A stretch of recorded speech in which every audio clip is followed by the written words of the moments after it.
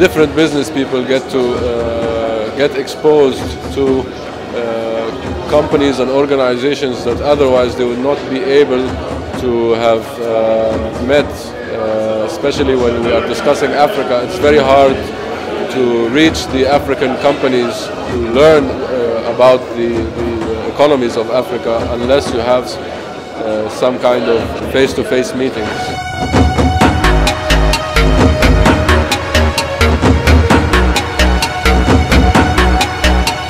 When we have magazine release like here, we can very quickly change the magazine.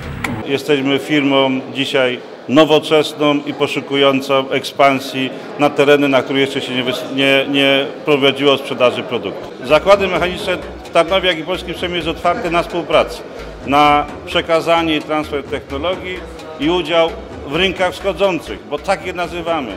Dla nas Afryka jest rynkiem, który jest perspektywiczny i wydaje się najbardziej owocny w przyszłych działaniach.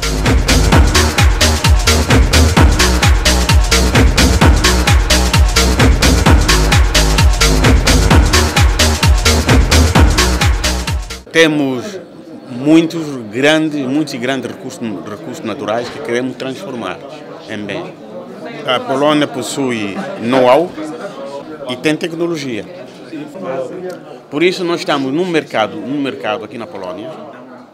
Myślę, że na przyszły rok koniecznie musi być kolejny Poland Africa Congress. Więcej krajów z Afryki muszą być obecni, zaproszone.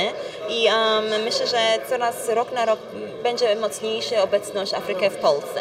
I Polska oczywiście w Afryce.